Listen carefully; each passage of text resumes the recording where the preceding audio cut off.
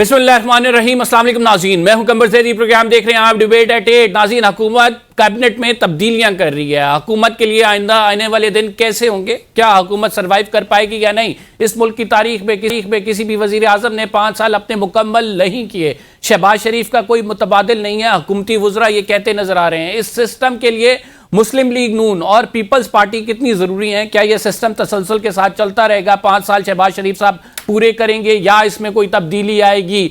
फैसल वाडा ने अपनी तोपों का रुख हुकूमत की जानिब कर दिया और हुकूमत पे क्रिटिसिज्म कर रहे हैं। इसके साथ एस्टैब्लिशमेंट की हमायत करने वाले बहुत सारे सहाफ़ी और सियासतदान हुकूमत को इस टाइम तनकीद का निशाना बना रहे हैं। माशी मुहाज पर देखा जाए तो हुकूमत की कारकर्दगी नज़र नहीं आ रही है, लेकिन डिप्लोमेटिक फ्रंट पर कारकर्दगी का हुकूमत भरपूर एडवांटेज ले रही है। क्या सिस्टम तब्दील होगा या यही सिस्टम चलता रहेगा? आज इस पर बहस करेंगे। दूसरी जानिब इमरान खान साहब ताहाल जेल में हैं और उनकी पार्टी उनके लिए कोई रास्ता निकाल नहीं पा रही है।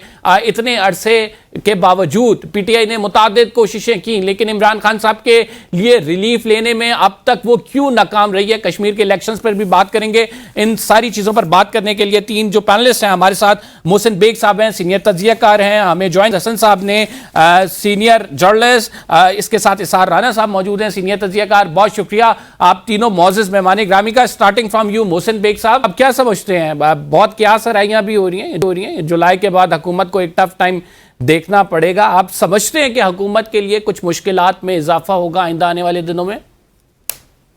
बहुत शुक्रिया। बेसिकली इकोनॉमिक फ्रंट पे तो हुकूमत ने बहुत कोशिश की। ये बजट थोड़ा सा कदरे पिछले 3-4 बजट से बेहतर था, लेकिन ग्राउंड रियलिटी ये है कि इस वक्त गवर्नमेंट के लिए कोई परेशानी नहीं है जिस पे मैं कह सकूं कि जी गवर्नमेंट के लिए टफ टाइम मिलने वाला है और कुछ सख्त हालात आने वाले।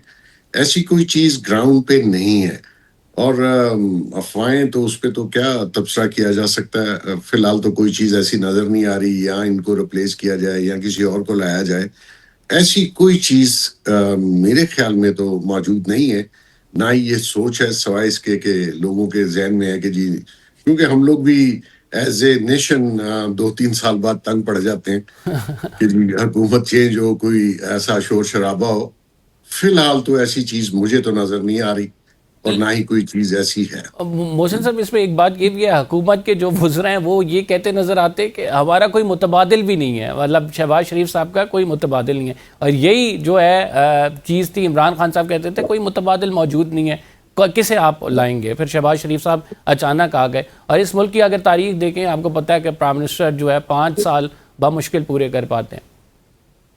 आपकी बात बिल्कुल ठीक है। ऑप्शंस जो हैं वो क्रिएट कर भी ली जाती हैं, ऑप्शन मौजूद भी होती हैं, लेकिन फिलहाल मैंने आपको जैसे बताया कि ये जो पॉलिटिकल सेटअप है, इसका कोई भी नाम दे लीजिए आप, तो इसका रिप्लेसमेंट इस वक्त कोई नजर नहीं आ रही। कि आप अगर फर्स्ट कर लें इनको निकालते हैं तो किसको लाते हैं? आपने थोड़ा सा डेकोरम बरकरार रखना है पॉलिटिकल, और ये जैसी तैसी भी जमहूरियत है वो आपके सामने है, लोगों को पता है।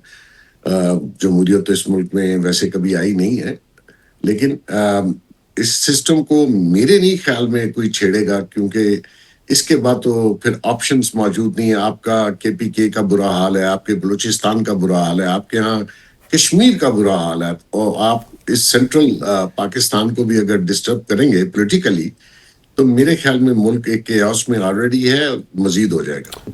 इसार राना साहब, आप क्या समझते हैं? मोहसिन साहब की आप बात से इत्तफाक करते हैं? शाहिद अफरीदी को तो लाने से रहे या फिर इकरारुल हसन साहब को जो है वज़ीर आज़म बनाने से रहे। वो कह रहे हैं ऑप्शन ही नहीं है, व्हाट वी विल डू। मतलब आप सेंटर को छेड़ नहीं सकते। यहाँ पे बड़ी पार्टी आपकी पीपल्स पार्टी भी मौजूद है, इसके साथ जो है मुस्लिम लीग नून मौजूद है, MQM है, सारी पार्टियाँ तो आपको पता है मुत्तहिद हैं, एक PTI है, और उनको वापस लाना नहीं है, तो फिर क्या होगा? अच्छा, जमातें मुत्तहिद कहाँ होती हैं भाई?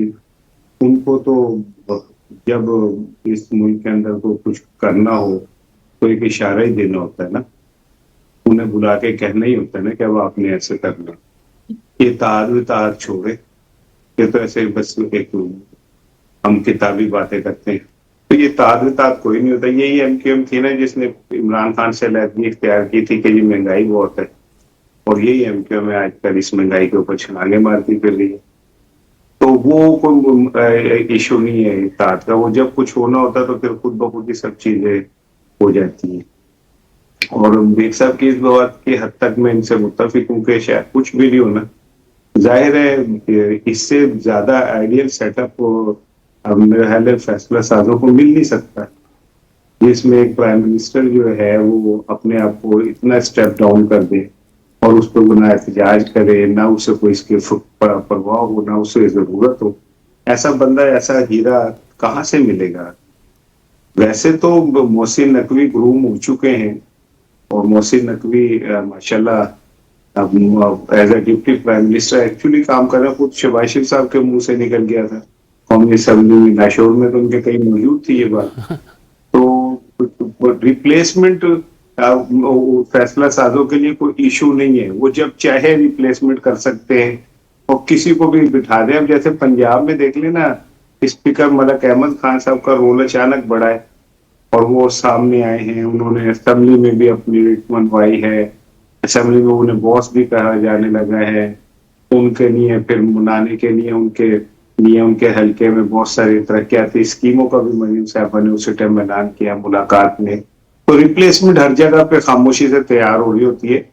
فیصلہ سازوں کی سب سے بڑی خوبی ہے کہ وہ کسی ایک پہ تکیہ نہیں کرتے، ان کے پاس بہت سارے آپشن موجود ہوتے ہیں. ہاں یہ سوال ضرور ہے کہ اس وقت اس کی ضرورت ہے یا نہیں ہے.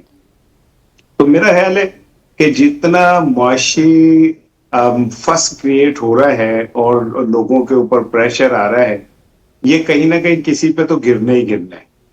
اور ہمیشہ جو پانی ہے وہ ڈیوریشن از ویری امپورٹنٹ. مطلب گرنا ہے یہ ہم سب کو معلوم ہے، لیکن کب تک گرنا ہے؟ کیا 5 سال پورے ہوں گے تب گرنا ہے؟ اس سے پہلے گرنا ہے؟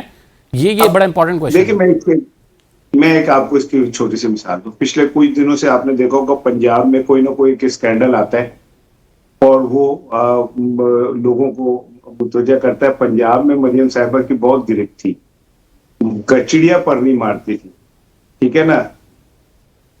یہ کہ کبھی کسی ملک کے منسٹر کے گھر چھاپا پڑتا ہے، وہ عزیز کے گھر کیا کہتے ہیں منشیات کے حوالے سے سوری، کبھی کسی منسٹر کے اخلاقیات کے حوالے سے اسکینڈل آ جاتا ہے. اب یہ تازہ ترین جو آیا ہے ڈاڑ والا وہ آپ کے سامنے ہے، اور اسے کوشش کی گئی دبایا جائے، لیکن جب دبانے کی کوشش ہو رہی تھی تبھی کچھ نامعلوم کیا کہتے ہیں فیکٹرز ایسے تھے جنہوں نے اسے دبنے نہیں دیا. پھر پنجاب حکومت نے اسے اپنے کریڈٹ میں ڈالنے کی کوشش کی کہ پولیس نے جا کے بازیاب کرایا. پھر کسی نے اگلے دن اسے ایکسپوز کیا کہ نہیں یہ جھوٹ بولنے، اور وہ تو اس طرح ہوا سارا. تو اس سے مجھے ایسا لگتا ہے کہ کہیں نہ کہیں حکومت کی گرفت تو کمزور ہوئی ہے. اب یہ دیکھنا ہے اوپر والوں کو کہ وہ کب کیا چینج کرتے ہیں. تاش کے 52 ٹائم فریم کا ہم کوئی تعین نہیں کر سکتے. بالکل درست ہے. میں حماد صاحب سے پوچھوں گا. حماد صاحب، واٹ ڈو یو تھنک؟ کابنٹ میں چینجنگ ہو رہی ہے، کیا ایکسپیکٹ کریں؟ بہت سارے وزراء کی پرفارمنس پہ بہت بڑا کوشچن مارک ہے، خصوصاً اگر انویسٹمنٹس کی بات کریں. انویسٹمنٹس نہیں آ رہی. ہم نے ایک ایسا ہی ایف سی بنایا، اس کے تحت ہم نے مختلف ایمو یوز کیے، لیکن جو ہے چلتا ہوا کام نظر نہیں آ رہا. تو آپ کیا سمجھتے ہیں کہ یہ کیبنٹ میں تبدیلی کیسی ثابت ہوگی؟ بہت شکریہ کمبر. دیکھیں، اگر ہم خواہش اور جذبات سے الگ ہو کر حقائق کی نظر سے معاملات کو دیکھیں تو پھر کہیں بھی تبدیلی کے امکانات نہیں ہیں، کہیں بھی کوئی چینج نظر نہیں آ رہا ہے. چینج کیوں آئے؟ اس وقت پی ٹی آئی جو مشکلات کا بھی شکار ہے، اس وقت بھی پی ٹی آئی کی حکومت ہے خیبر پختونخوا میں. ورنہ ایک زمانے میں تو یہاں بھٹو جیسے مقبول آدمی کو اڑا دیا گیا تو پورے پاکستان میں کہیں اس کی حکومت تو کیا، اس کا کوئی کارکن بھی سڑک پر نظر آتا تو اسے جیل میں ڈال دیا جاتا. ڈائنامکس تبدیل ہو جاتے ہیں اور پھر سیاست پر بھی اس کے اثرات پڑتے ہیں. اس وقت آپ دیکھ لیں کہ سب کو سپیس دی گئی ہے، لیکن اس سپیس کا ذرا کمپیریزن بھی کریں نا. خیبر پختونخوا میں پی ٹی آئی کی حکومت ہے اور پنجاب میں مسلم لیگ نون کی حکومت ہے. دونوں کو کمپیئر کر لیں. ہاں یہ حقائق ہے کہ سہیل افریدی کے سامنے جو حالات ہیں وہ مریم نواز کے سامنے نہیں ہے. سہیل افریدی کو بدترین دہشت گردی کا سامنا ہے، مریم نواز کے سامنے ماحول پرامن ہے. یہ البتہ ہے، لیکن کرپشن کو تو روکا جا سکتا ہے نا. خیبر پختونخوا میں آپ دیکھ لیں روز نہیں تو ہمارے صاحب آپ دونوں صوبوں کی پرفارمنس میں کس طرح سے دونوں صوبوں کو رینک کرتے ہیں؟ جی قمر میں سمجھا نہیں آپ. دونوں صوبوں کی پرفارمنس میں بہتر آپ کو کیا لگتا ہے کہ پنجاب بہتر پرفارم کر رہا ہے؟ کتنا بہتر پرفارم کر رہا ہے؟ سہیل افریدی صاحب لیگ کر رہے ہیں، کتنا لیگ کر رہے ہیں؟ پنجاب یقیناً بہتر پرفارم کر رہا ہے، لیکن اس کے بہت سارے وجوہات بھی ہیں نا کہ اب پنجاب کو اسی طرح کے صورتحال کا سامنا ہے جو پی ٹی آئی کو خیبر پختونخوا میں ہے نہیں ہے. پنجاب نسبتاً پرامن بھی ہے، پنجاب کو مرکز کی حمایت بھی حاصل ہے، پنجاب کا اسٹیبلشمنٹ کے ساتھ ٹکراؤ بھی نہیں ہے، پنجاب حکومت کے کئی لوگ جیلوں میں بھی نہیں ہے، جبکہ خیبر پختونخوا میں صورتحال مختلف ہے. لیکن بہت ساری کمزوریاں پی ٹی آئی کی بھی ہے. یعنی آپ دیکھ لیں روز روز سکینڈل آ رہے ہیں خیبر پختونخوا میں کرپشن کے. اس کو تو روکا جا سکتا ہے. انفراسٹرکچر اور ہیلتھ سیکٹر اور ایجوکیشن سیکٹر کو تو بہتر بنایا جا سکتا ہے. اس کو کیوں بہتر نہیں بنایا گیا؟ پیسے ان کو اپنے حصے کے مل رہے ہیں NFCA ایوارڈ کے تحت، لیکن کچھ نالائقیاں بھی ہے. دوسری بات یہ ہے کہ چینج کیوں آئے؟ یعنی اگر آپ شہباز شریف کو ہٹا دیں تو پھر اس کا متبادل کون موجود ہے؟ متبادل اگر عمران خان پر کسی کی نظر جاتی ہے تو 2018 میں عمران خان اقتدار میں آئے تو ملک اور معیشت کا بیڑا غرق کر کے گئے. تو پھر آپ کے پاس دوسرا آپشن کیا ہے؟ دوسرا آپ کہہ رہے دوسرا آپشن نہیں موجود. محسن صاحب سے میں یہ جانوں گا، ان کی طرف بڑھوں گا. کمبر آپ نے مجھے بہت شارٹ ٹائم دیا. سر آپ ہم کمپلیٹ کریں. سر کمپلیٹ کریں. دوسری بات یہ ہے کہ کیبنٹ کے اندر چینجز، تو بھائی کیبنٹ میں تو ہمیشہ چینجز ہوتے ہیں، پوری دنیا میں رائج دستور ہے. جس منسٹر کی کارکردگی اچھی نہیں ہوتی اس کی جگہ دوسرے منسٹر کو لایا جاتا ہے. ہاں ہمارے سامنے ہارون اختر جیسے لوگ بھی ہیں جن کی کارکردگی بالکل زیرو ہے. ہمارے سامنے بلال اظہر کیانی ہے جن کی کوئی کارکردگی، کبھی اس کو ریلوے میں بیچتے ہیں، کبھی فائنینس میں بیچتے ہیں، کوئی کارکردگی. ہاں لیکن کچھ وزراء کی کارکردگی تو اچھی ہے. اسحاق ڈار صاحب کی کارکردگی آپ دیکھ لیں، یعنی ڈپلومیٹک محاذ پر کامیابیاں ملی ہے تو انہوں نے کنٹریبیوٹ کیا ہے. وزارت اطلاعات عطا اللہ تارڑ کی کارکردگی کمپیریٹیولی اس وقت وہ پرانے حالات تو یہ نہیں کہ صرف پرنٹ میڈیا تھا. اس وقت تو آپ کا ٹکراؤ سوشل میڈیا جیسے دیوہیکن میڈیا سے بھی ہے، الیکٹرانک میڈیا سے بھی ہے، پرائیویٹ چینلز بھی ہیں بہت سارے، لیکن اس کے باوجود مینیج کیا انہوں نے. اسی طرح کئی وزراء کی کارکردگی اچھی ہے، بعض وزراء کی کارکردگی انتہائی خراب ہے، ان کو ہٹا دینا چاہیے. صحیح.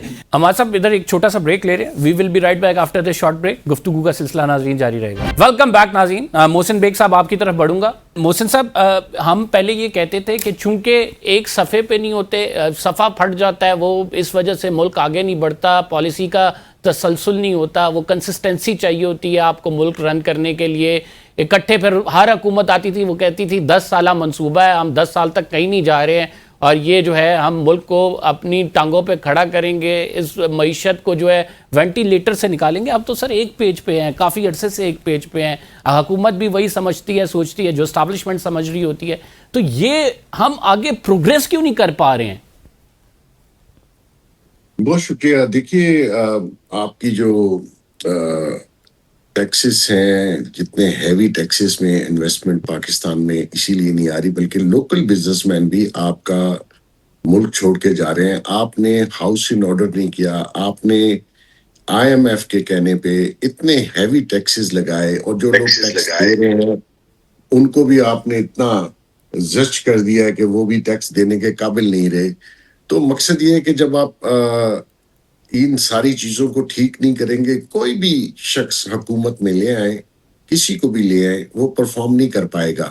کیونکہ IMF نے اس طریقے کی پالیسیز آپ کو دی ہوئی ہیں، اور کچھ لوگ ہمارے ہاں سے ایجنٹ ہیں IMF کے یا ایسے اداروں کے جو اکانومی کو چلنے ہی نہیں دے رہے، ایسی پالیسیز لاتے ہیں جو عوامی مفاد سے مستعد ہوتی ہیں، تاکہ وہ آپ انڈسٹری کا حال دیکھ لیجئے، انڈسٹری بند ہو رہی ہے.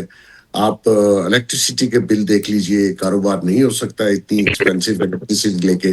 اسی طرح یہ سارے عوامل اگر لیکن محسن صاحب یہ بات آپ کی بالکل درست ہے. ہم کس کو بلیم کریں, کس کے پاس جائیں؟ مطلب یہی شہباز شریف صاحب کتنی دفعہ حکومت کر چکے ہیں. اگر ہم دیکھیں 2022 سے کنٹینیوس حکومت چل رہی ہے, چاہے وہ پی ڈی ایم کی ہو, اب چاہے مسلم لیگ نون کی آگے. پچھلے عرصے میں نواز شریف صاحب عمران خان صاحب کو بھی آزمایا. تو ہم پھر یہ شکوہ عوام کس سے کریں کہ بھائی کون آئے گا ایسا مسیحا جو آ کے جادو کی چھڑی پھیڑے گا تو ساری کچھ صحیح ہو جائے گا. اسٹرکچرل ریفارمز کی بات کرتے ہیں اور وہ میں کہہ کے پروگرامز میں تھک گیا ہوں کہ ہم اسٹرکچرل ریفارمز کریں. اب معیشت کا پہیہ درست سمت جانے لگا ہے, نازک موڑ سے نکلنے کی کوشش ہو رہی ہے. یہ ساری وہ باتیں جو عوام جانتی ہے.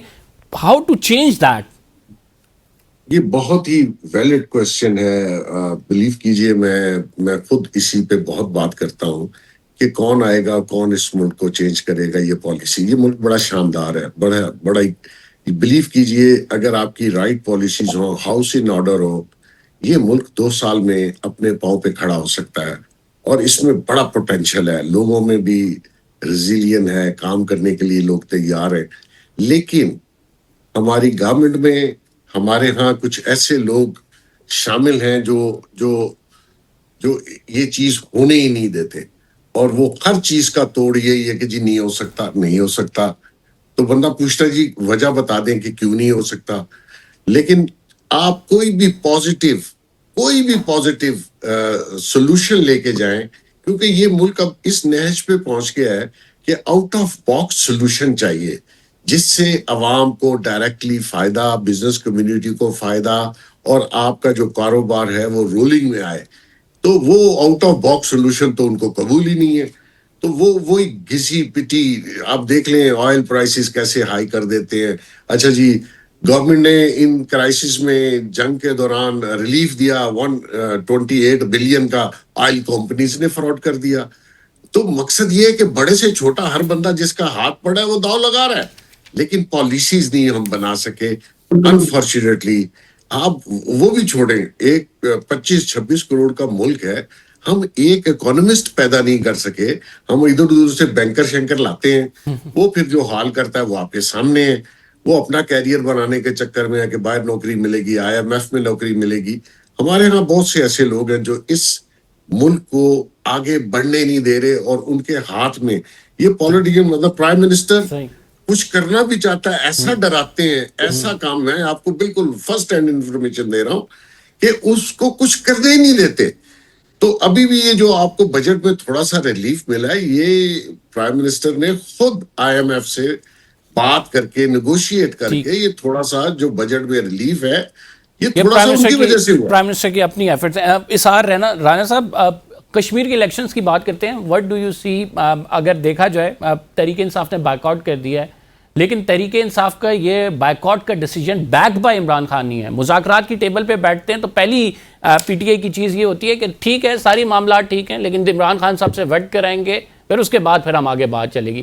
لیکن اتنا بڑا ڈیسیجن لے لیا ہے, عمران خان صاحب کا اس میں انپٹ شامل نہیں ہے, کیسے دیکھتے ہیں؟ یہی تو کامیابی ہے اس سسٹم کی کہ عمران خان سے ملنے ہی نہیں دے رہے جو گائیڈ لائن دے سکے. یہی تو وہ چاہتے ہیں, یہی وجہ تو ہے کہ عمران خان کو ملاقات بھی کرنے دی جاتی, اور اگر وہ لڑ بھی لیتے تو انہوں نے کون سا جیتنا تھا. پاکستان کے انتخابات تو میں آپ کو بھی بریک اپ لکھ کے دے دیتا ہوں کہ کشمیر میں کس کو کتنی سیٹیں ملیں گی, تھوڑی سی پلس مائنس کے ساتھ بالکل وہی ہوگا. تو یہ تو اب انتخابات ایک مذاق, ایک ڈھکوسلا بن گئے, اور یہ جمہوریت کے ساتھ مذاق تو نہیں, مذاق تو خیر ہم پچھلے 1947 سے جمہوریت کے نام پہ مذاق ہی دیکھ رہے ہیں, لیکن اب تو یہ ٹھٹا بن کے رہ گیا, یہ مذاق بھی نہیں رہا ہے, جس کے اندر سب کو پتا ہوتا ہے کہ کس کو جتایا جانا ہے, کس کی حکومت بنوائی جانی ہے. تو یہ ڈھکوسلا کرنے کی بھی ضرورت نہیں, اتنے پیسے الیکشن پہ خرچنے کی بھی ضرورت نہیں ہے. ویسے ہی فیصلہ کر دیا کریں کہ بھئی اب استحکام پارٹی کو جو ہے اس بار ہم آگے لے کے جائیں گے اور وہ بنائے گی, یا گلگت میں اچانک ایک بانج پارٹی کے اندر 5-6 ٹیسٹ ٹیوب ارکان اسمبلی پیدا ہو جاتے ہیں. سارا صاحب میں بالکل آپ کی بات سے ایگری کر رہا ہوں کہ الیکشنز جو ہیں پھر وہ میننگ فل نہیں رہتے، لیکن اگر کوئی بڑی سیاسی جماعت یہ فیصلہ بھی کرتی ہے تو ڈیفینیٹلی اس کے اندر موجود کچھ ایسے لوگ ہوں گے جنہوں نے فیصلہ کیا. کل شفیع جان صاحب سے میں پوچھا تھا تو انہوں نے کہا میں تو چاہتا ہوں کہ الیکشن ہو لیکن چونکہ پارٹی کا ڈیسیجن ہے. کون سے ایسے لوگ ہیں؟ علیمہ خان صاحبہ کہتی ہیں کہ کیسے ہو گیا یہ ڈیسیجن، مجھے پتہ نہیں ہے. کون سے ایسے لوگ ہیں پھر فیصلہ کر لیتے ہیں؟ دیکھیں یہ تو اب ان کا پارٹی کا انٹرنل ایشو ہے کہ ان میں کیا میکینزم ہے. اور میں تو آپ یہ جہاں کر رہے ہیں کہ بھئی وہ الیکشن کیوں نہیں لڑے، اس پہ کیوں نہیں کر رہے کہ یہ الیکشن ہوتے ہیں، انہیں الیکشن کہا جا سکتا ہے. میرا خیال ہے آپ کسی دن اس پہ پروگرام کریں کہ کیا ہم الیکشن کے نام پر جو کچھ بھی کر رہے ہوتے ہیں جمہوریت کے ساتھ، کیا اسے ہم الیکشن کہہ سکتے ہیں؟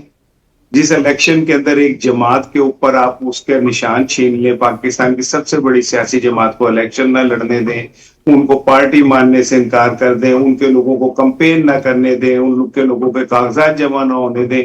اس کے بعد اگر وہ کہیں گے جی ہم نے الیکشن نہیں لڑنا، تو ہم اس پہ ڈیبیٹ کر رہے ہوتے ہیں کہ بھئی یہ الیکشن کیوں نہیں لڑے. اس پہ ڈیبیٹ نہیں کر رہے ہوتے کہ ایک پارٹی کو آپ بطور پارٹی تسلیم نہیں کر رہے، اسے نشان نہیں دے رہے، اس کے کینڈیڈیٹ کو نہیں مان رہے، ان کو ادھر گھسنے نہیں دے رہے، ان کو کمپین نہیں کرنے دے رہے. اس پہ ہم بات نہیں کرتے. پھر ہم کہتے ہیں سوشل میڈیا پہ لوگ کیوں جا رہے ہیں. نیشنل میڈیا بھائی اصل بات کر ہی نہیں سکتا، اس میں اتنی سکت ہی نہیں ہے کہ وہ اصل بات کر سکے. ایشو تو یہ ہونا چاہیے کہ یہ کون سی جمہوریت ہے جس میں پاکستان کی سب سے بڑی پولیٹیکل پارٹی کو آپ بین کر دیں اور اس کو الیکشن لڑنے سے روک دیں، اور اس کے بعد دوسری جماعتوں کے لیے رستے کھول دیں نامعلوم انداز میں. لوگوں کے کیا کہتے ہیں آگے جماعت میں ارکان اسمبلی، ایک ایسی جماعت جو وہاں سے ایک سیٹ نہیں جیتی، اس کو 6 لوگ بھی آگے جوائن کر لیں، اس کو مخصوص نشستیں بھی مل جائیں.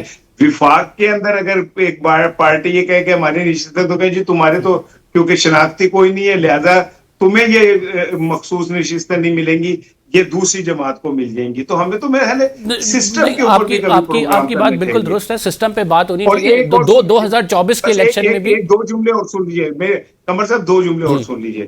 اور یہ جو ہمارے بہت سارے دوست ٹھیک ہے وہ جس ونڈو میں بیٹھے ہوتے ہیں ان کو اس میں نظر آ رہا ہوتا ہے کہ جی ہاں ایسے ہی ہے. عمران خان نے اکانومی کا بیڑا گرک کر دیا، تو کیا عمران خان کے اور آج کے دور میں جو زمین آسمان کا فرق ہو گیا ہے، بدترین معاشی بدحالی کا شکار ہیں، 0 انویسٹمنٹ ہے، فارن انویسٹمنٹ ہمارے.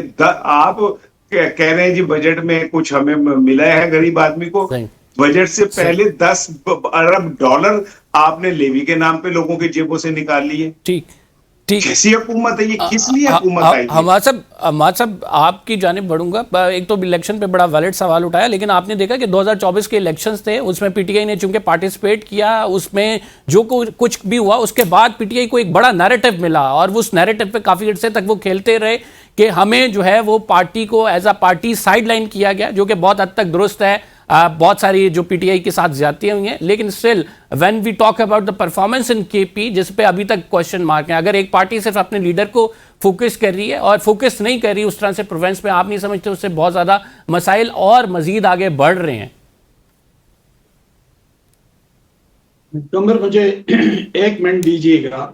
دیکھیں اظہار رانا صاحب نے کہا کہ عمران خان اور موجودہ دور میں کیا فرق ہے، کون سا تیر مارا ہے. ٹھیک کہا، معیشت کے حوالے سے کوئی تیر نہیں مارا، دہشت گردی پر قابو کے حوالے سے کوئی تیر نہیں مارا، لیکن یہ تیر ضرور مارا کہ وہ مودی جو ہمارا فون اٹینڈ نہیں کرتا تھا، اس مودی کے ساتھ اور اس کے طاقتور فوج کے ساتھ کیا.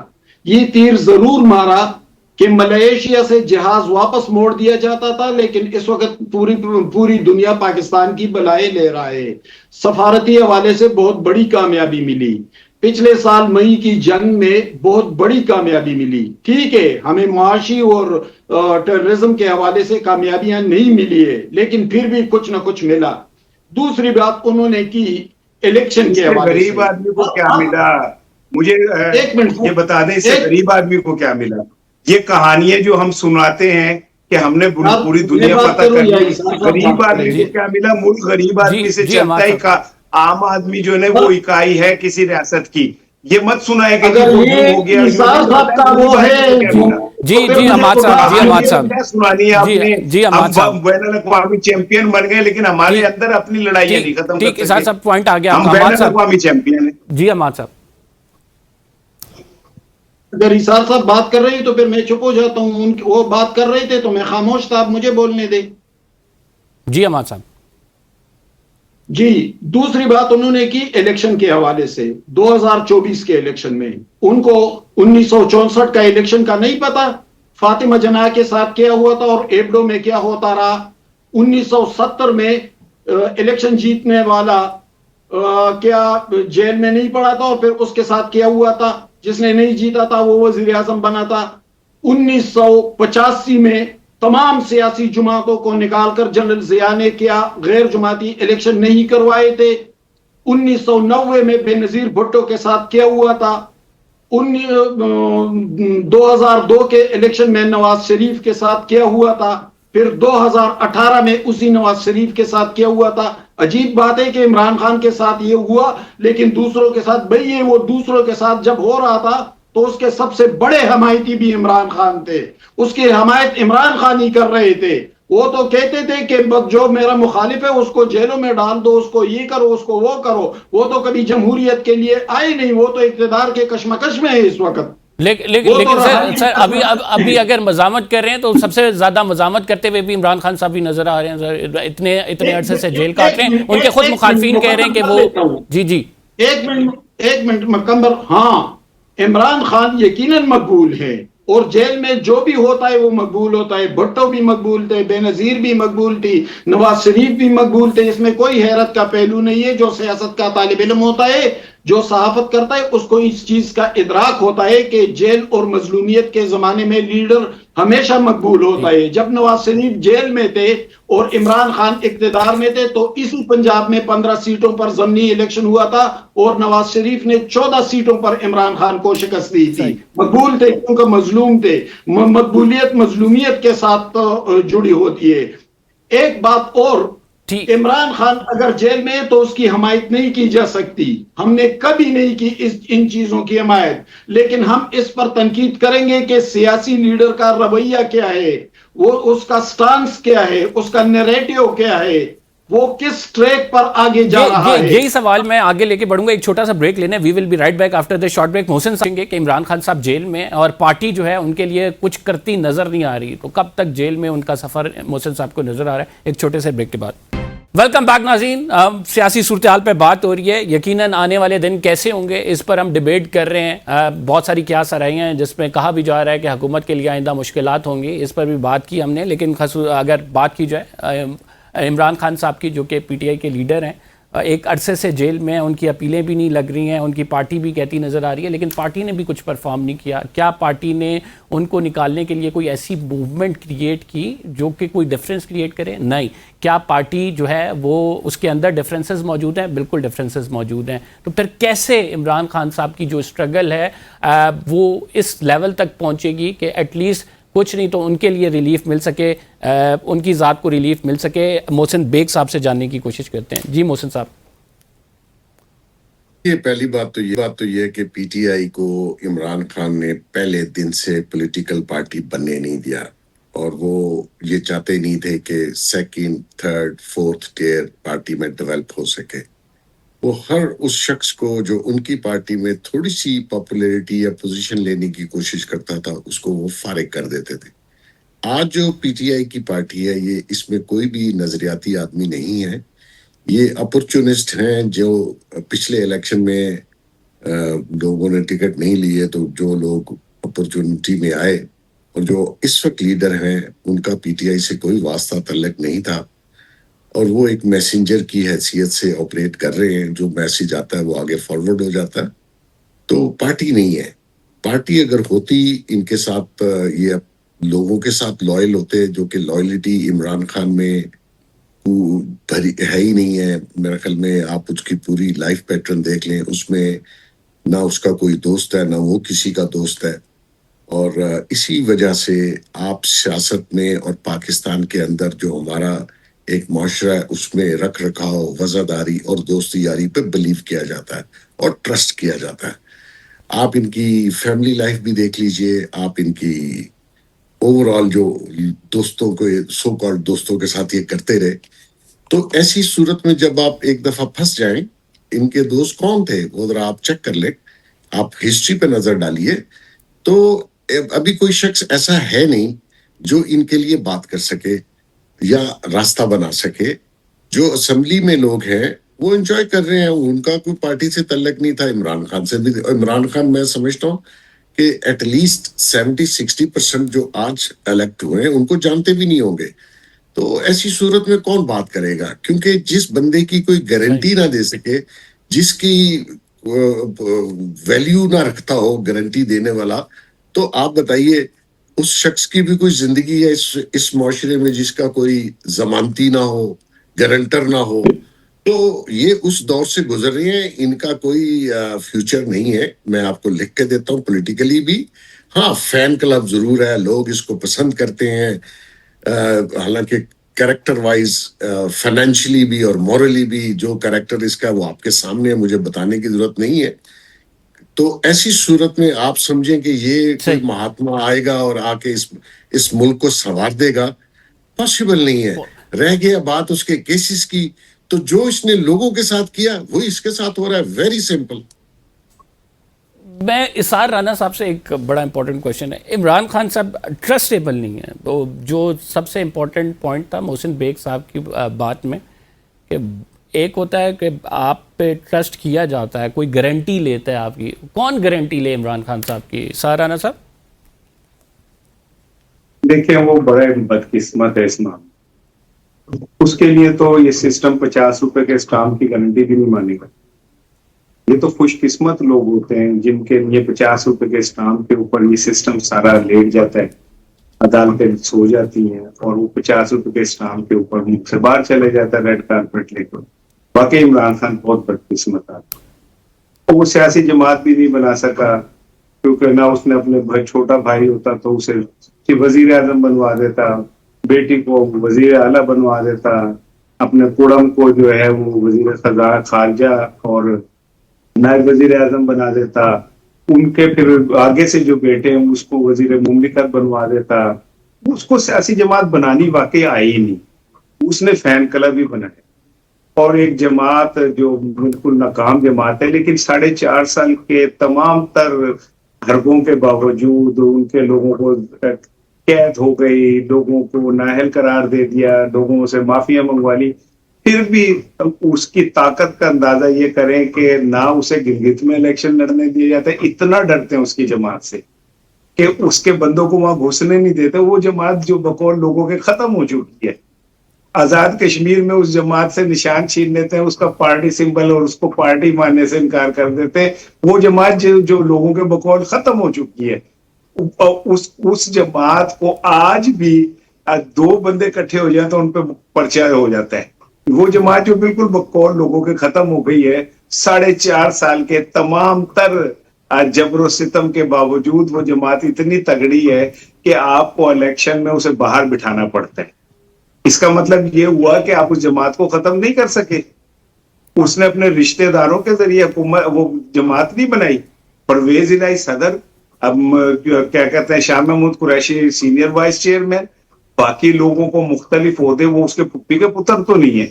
اگر وہ لوگ خود ہی نہ پرفارم کر سکیں تو وہ کیا کر سکتا ہے؟ اس نے اپنے کسی رشتہ دار کو فین کلب کے اندر تو نہیں عہدہ دیا. اس نے تو لوگوں کے اوپر اعتماد کر کے, اور لوگوں کو کسی کے ساتھ پرسنلی کسی کو دکھ ہو ان کی لیکن اس کے گرد تو جتنے وہ چیٹر ہیں, کیا پرویز خٹک, کیا محمود, کیا نام ہے یہ باقی لوگ, اس نے تو سب پہ ٹرسٹ کیا ہے. اور باقی رہ گئی بات یہ کہ اس کی کوئی ضمانت نہیں دیتا, تو بھائی اس ہے کہ اس کی کوئی ضمانت نہیں دے سکتا. سب کو پتا ہے کہ وہ اپنے ضمیر کے مطابق فیصلے کرتا ہے, لوگوں کے کہنے یا خواہشوں پہ نہیں. جی حماد صاحب, عمران خان صاحب ضمیر کے مطابق فیصلے کرتے ہیں. فائنل کامنٹس لوں گا آپ سے. آپ نے ڈیبیٹ کا سنی, دونوں معزز جو ہمارے پینلسٹ ہیں انہوں نے کہا کہ ایک کی رائے ہے کہ عمران خان صاحب کی کوئی ضمانت نہیں لے سکتا. جو اسار رانا صاحب کہتے ہیں انہوں نے میرٹ پہ فیصلے کیے ہیں. What's your comment? Imran Khan صاحب کیسے باہر آئیں گے بھی یا نہیں آئیں گے, یا پھر पास एंड क्लोज ट्रांजैक्शन है? मेरिट पे फैसले हुए। मैं पुख्तनख्वा का रहने वाला हूँ, तो परवेज खटक चलो पुराने सियासतदान थे, पहले भी वजीर रहे थे, लेकिन महमूद खान को लाया गया था और उसका भाई अहमद हमारे सामने जिस तरह के सौदे करता रहा। फिर गंडापुर को लाया गया और वो और उनके भाई फैसल गंडापुर के जो करतूत थे वो हमारे सामने हैं। मौजूदा सुहेल अफरीदी बैठे हुए हैं और ये उनके आसपास जो पतंग और ये पता नहीं क्या कौन कौन से किरदार सामने आए हैं। तो मेरिट पर तो फैसले, देखिए मेरिट यकीनन मकबूल है इमरान खान, इससे मुझे यकीन कितन कोई इनकार नहीं है, लेकिन सिर्फ मकबूलियत पैमाना है। मेरिट सिर्फ मकबूलियत है कि कोई मकबूल हो तो बस वो जो करे, यानी वो ट्रांसपेरेंसी दिखाए ना। इस वक्त भी खैबर पुख्तनख्वा में उनकी हुकूमत है, पंजाब में उनकी हुकूमत आई थी, बुज़दार को लेके आए थे, मेरिट भी थे। और पार्टी के फैसले, पार्टी के चेयरमैन बैरिस्टर गौहर है, लेकिन क्या गंडापुर को बैरिस्टर गौहर ने हटाया या इमरान खान की बहन अलीमा खान ने हटाया था? पार्टी के फैसले क्या बैरिस्टर गौहर करते हैं या अलीमा खान करती है?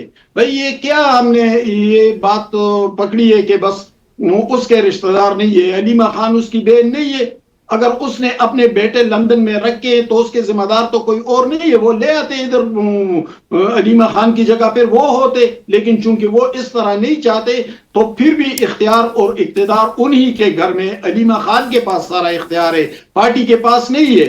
इस पार्टी में असद कैसर 1996 में से है, लेकिन क्या असद कैसर के पास पार्टी फैसलों का कोई इख्तियार है? इस तरह नहीं है। जिस तरह नवाज शरीफ ने शहबाज शरीफ और मरियम नवाज को आगे किया, आसिफ जरदारी ने बिलावल भुट्टो को आगे किया, इसी तरह इमरान खान ने अपनी बहन को आगे किया, क्योंकि उसके बच्चे पाकिस्तान में नहीं रहते। बात ये है, मेरिट की कहीं भी नहीं है, किसी भी सियासी जमात में नहीं है। वही अकरबा परवरी है, वही रिश्तेदारियां है, वही रवायत है जो चली आ रही है। बहुत बहुत शुक्रिया आप तीनों मौजूद मेहमान ग्रामी का। नाज़रीन, प्रोग्राम का टाइम खत्म हो गया, अगले प्रोग्राम में आपसे मुलाकात होगी। कंबर ज़ैदी को इजाज़त दीजिए, अल्लाह निगहबान।